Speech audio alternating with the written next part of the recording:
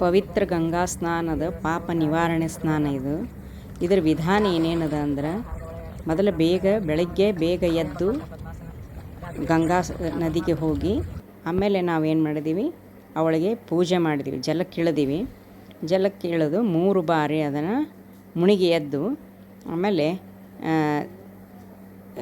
ನಾವು ಬಾಗಿಣವನ್ನು ರೆಡಿ ಮಾಡ್ಕೊಂಡಿವಿ. ಎಲ್ಲ ಅವಳಿಗೆ ಗಂಗಾಗೆ ಬಾಗಿಣ ಕೊಡಬೇಕಾಗ್ತದೆ. ಯಾಕಂದರೆ ನಮ್ಮ ಮುತ್ತೈದೆ ಭಾಗ್ಯವನ್ನು ನಮಗೆ ಆಕೆ ಕಲ್ಪಿಸ್ಲಿ, ಆ ತಾಯಿ ನಮಗೆ ಇದು ಮಾಡಲಿ ಅಂಥೇಳಿ ನಾವು ಅವಳಿಗೆ ಪೂಜೆ ಮಾಡಿ ಬಾಗಿಣವನ್ನು ಅವಳಿಗೆ ಕೊಟ್ಟಿವಿ ದೇವಿಗೆ. ಅದನ್ನೇ ಈ ಬಾಗಿಣ ಕೊಡೋದಂದರೆ ನಾವೇನು ಮಾಡಿದ್ದೀವಿ, ಜಲಚರ ಪ್ರಾಣಿಗಳಿಗೆ ಒಂದು ಇದು ಆಗಲಿ ಅಂದರೆ, ಪರಿಸರ ಮಾಲಿನ್ಯ ಆಗಬಾರ್ದು ಅಂತ ಅನ್ನೋಗೋಸ್ಕರ ಜಲ ಪ್ರಾಣಿಗಳಿಗೂ ಕೂಡ ಅದಕ್ಕೆ ಇದು ಆಗಲಿ ಅಂಥೇಳಿ ನಾವೆಲ್ಲ ಅಕ್ಕಿ ಬೇಳೆ ಅವನ್ನ ಹಾಕಿದ್ದೀವಿ ಅದರಲ್ಲಿ.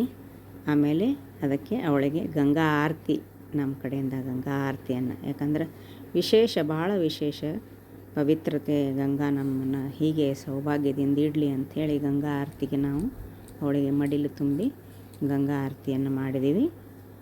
ಹಾಗೆ ಎಲ್ಲ ನಮ್ಮ ಉತ್ತರ ಕಲ್ಯಾಣ ಮಾಡು ತಾಯಿ ಅಂತ ಬೇಡ್ಕೊಂಡು ಅವಳಿಗೆ ನಾವು ಪ್ರಾರ್ಥನೆ ಮಾಡಿದ್ದೀವಿ.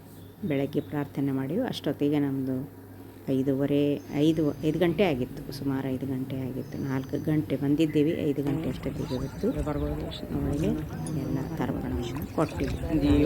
ಅರ್ಪಿಸ್ಕೊಂಡು ಸಮರ್ಥನೆ ಮಾಡಂತೇಳಿ ನಾವು ದೇವಿಗೆ ಪ್ರಾರ್ಥನೆಯನ್ನು ಮಾಡಿದ್ದೀವಿ.